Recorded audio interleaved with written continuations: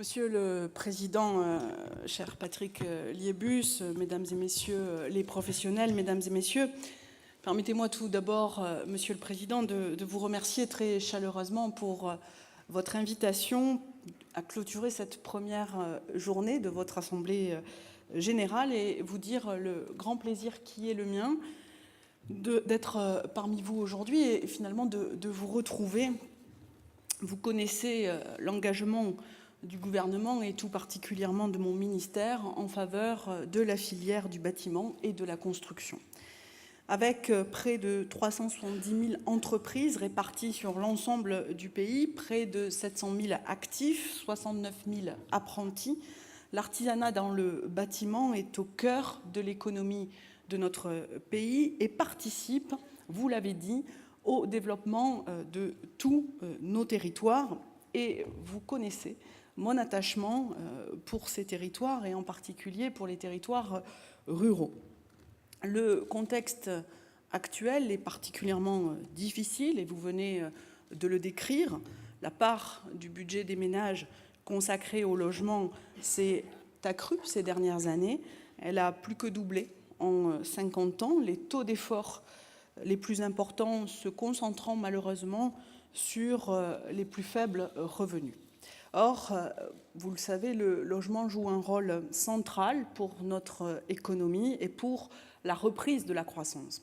Il est aussi une préoccupation majeure des Français et un facteur essentiel de compétitivité de nos entreprises. Le bâtiment souffre de la crise et dans votre dernière note de conjoncture, vous soulignez que l'année 2014 marque la 3e année consécutive du recul de l'activité. Depuis 2010, c'est ainsi plus de 50 000 emplois qui ont été détruits dans l'artisanat du bâtiment. J'ai bien conscience de cette douloureuse réalité. Et bien entendu, il nous faut inverser cette tendance. J'ai engagé depuis le début de l'année un tour de France de la construction et j'ai pu constater à Bordeaux, à Montpellier, à Toulouse, à Rennes et à Marseille la même énergie dans les territoires et la même détermination des acteurs à dépasser cette crise. Le gouvernement a fait de la relance de la construction une priorité. Avec le Premier ministre, nous avons présenté en juin et au mois d'août dernier un plan ambitieux qui s'articule autour de 5 grands axes que vous connaissez. Il s'agit de favoriser l'accession à la propriété, de simplifier les règles de construction pour diminuer les coûts, augmenter l'offre de logements neufs, sociaux, intermédiaires, renforcer la mobilisation du foncier et enfin rénover les logements pour offrir un cadre de vie de qualité.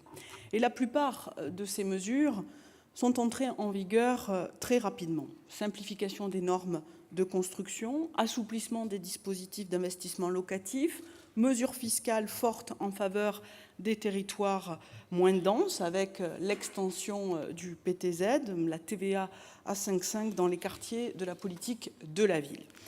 Ma volonté est bien de relancer la commande en agissant sur l'ensemble des segments du logement et de rassurer les investisseurs, les ménages, les entreprises pour susciter l'émergence des projets et une reprise pérenne. Ma conviction est que seule une action résolue sur le développement de l'offre contribuera à enrayer la crise du logement qui sévit depuis de trop nombreuses années dans notre pays et permettra au secteur du bâtiment de retrouver la croissance. Les premiers signaux de ce début d'année 2015 sont encourageants, même s'ils restent encore beaucoup trop fragiles, mais je veux y voir les premiers résultats des mesures que nous avons adoptées. La politique de rénovation énergétique des bâtiments est le deuxième enjeu majeur pour relancer l'activité des entreprises et améliorer les conditions de vie des ménages et leur pouvoir d'achat. Le bâtiment représente aujourd'hui 43% des consommations énergétiques dans notre pays. Réussir la rénovation énergétique de nos constructions, c'est donc faire un pas décisif dans la transition écologique de nos territoires. C'est une nécessité, car comme vous le savez, on compte aujourd'hui en France 4 millions de familles en situation de précarité énergétique. La mise en place du crédit d'impôt pour la transition énergétique et l'éco-PTZ sont là pour accélérer le volume des travaux de rénovation. Le programme Habiter mieux de l'ANA a permis de traiter 50 000 dossiers en 2014, ce qui est au-delà de l'objectif fixé initialement à 43 000.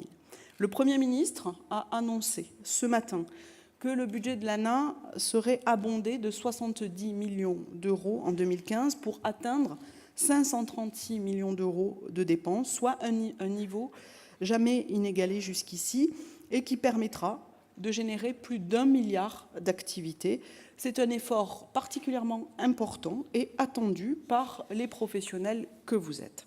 L'ANA continuera donc de jouer un rôle majeur dans la rénovation énergétique et dans le traitement des copropriétés dégradées. Au total, ce seront 50 000 ménages qui bénéficieront de ces subventions.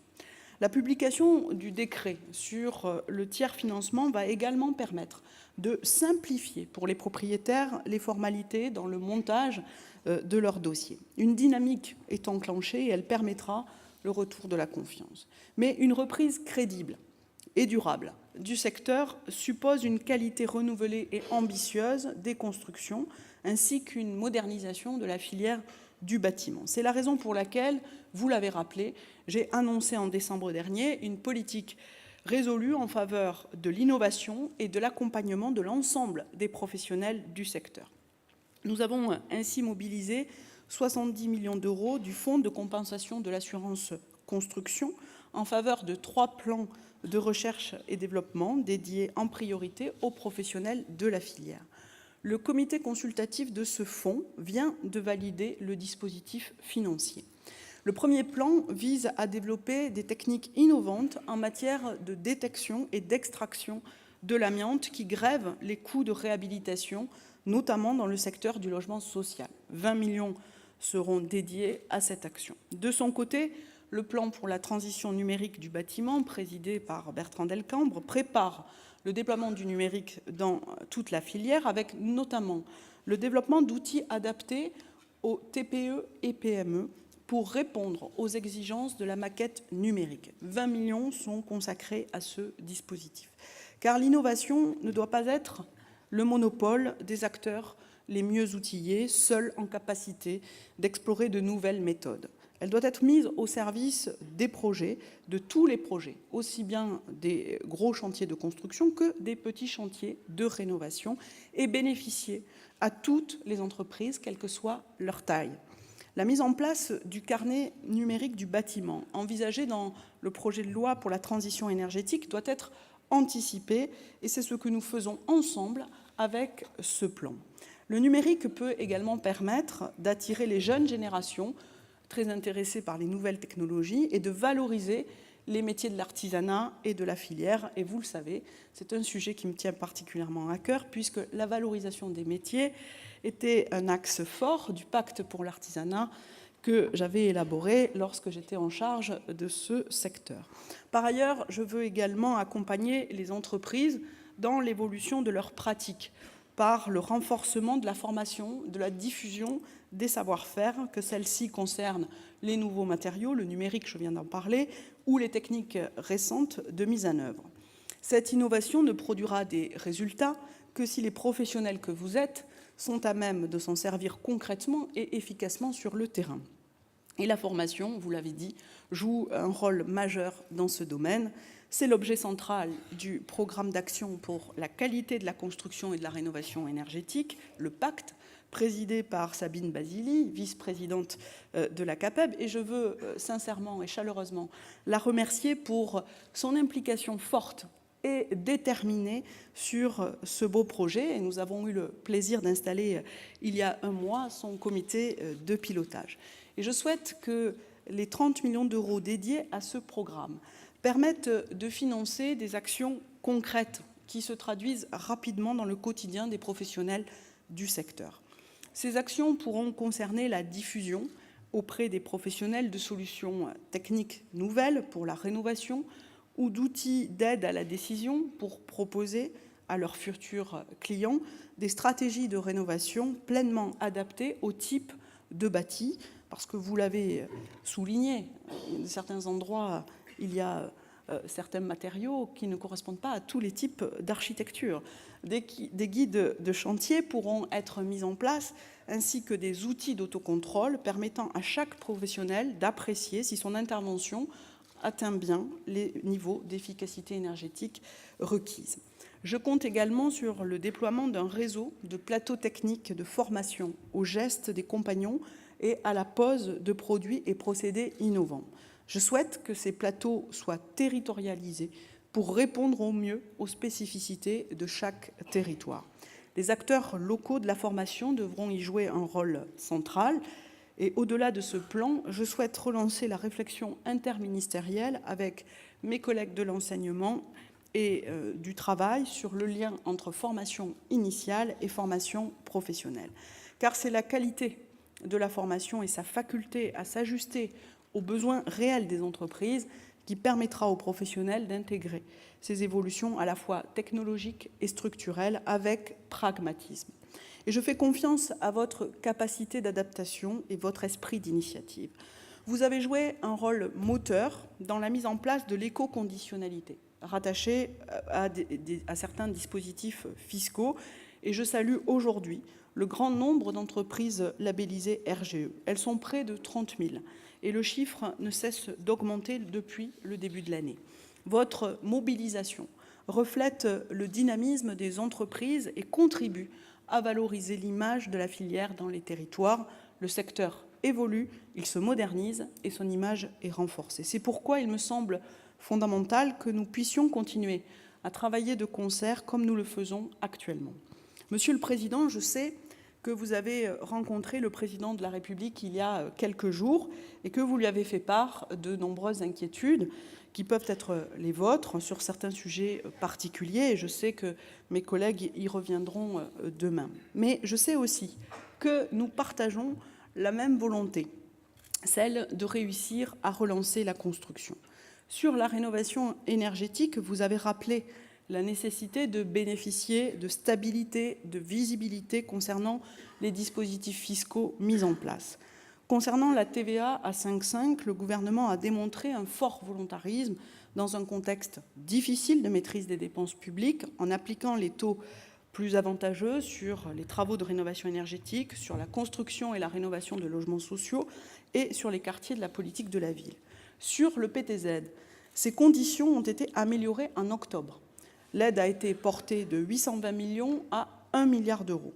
Sur l'ouverture à l'ancien, dans 6 000 communes rurales, nous devons en faire le bilan et son évaluation de cette mesure. Et nous avons insisté auprès des banques pour que ces prêts soient mis en avant et que les étapes administratives en soient facilitées. Le Premier ministre a indiqué ce matin qu'une action spécifique associant banques et syndics de copropriété serait conduite pour développer l'éco-PTZ, reprenant une proposition que j'avais formulée. Vous savez mieux que quiconque que c'est la possibilité d'accéder de façon rapide et fluide à ces prêts, notamment dans les territoires ruraux, qui conditionnent le développement de la commande. Sur le CITE, le gouvernement a annoncé ce matin sa reconduction jusqu'en 2016, l'investissement important réalisé dans l'éco-conditionnalité au travers du label RGE et la nécessité de donner au dispositif le temps nécessaire pour monter en charge ont été prises en compte dans le choix de prolonger le crédit d'impôt. Sur la question spécifique de l'éco-conditionnalité, je tiens à saluer le travail que nous avons conjointement engagé pour lever les inquiétudes. Certaines entreprises redoutaient en effet des lourdeurs administratives ainsi que des délais très longs pour l'obtention du label RGE et l'accès au marché de rénovation. En accord avec la ministre de l'Environnement, nous avons assoupli le dispositif en repoussant l'entrée en vigueur de l'éco-conditionnalité certificat d'économie d'énergie au 1er juillet 2015. Nous avons également mis en place un régime transitoire d'audit unique pour les qualifications énergie renouvelable. Et enfin, nous avons créé un groupe de travail spécifique regroupant des organismes de qualification, des administrations, les différentes organisations professionnelles et la CAPEB bien sûr, pour faire des suggestions concrètes d'allègement du dispositif de qualification sur le plan administratif notamment. Je souhaite donc recevoir d'ici l'été, Monsieur le Président, vos propositions de mesures opérationnelles qui permettront de fluidifier le système de qualification et d'en diminuer les coûts. Mon cabinet agit également avec vous sur le sujet de la sous-traitance et une réunion est d'ailleurs prévue la semaine prochaine avec les grandes surfaces de bricolage. Mon objectif, dans les responsabilités qui sont les miennes, est bien de favoriser la mise en place et le développement de partenariats et de complémentarité entre les acteurs. C'est pourquoi je me félicite de nos échanges réguliers et de la qualité des relations que nous avons nouées et qui est de nature à retrouver la confiance. Sur les mesures de simplification, mes services ont réussi entre juin et janvier à publier les textes majeurs. Je pense notamment aux travaux sur les ascenseurs, à la prolongation de la validité des permis de construire, au relèvement du seuil de la RT 2012 pour les extensions des bâtiments existants, ou encore aux mesures concernant l'accessibilité des établissements recevant du public.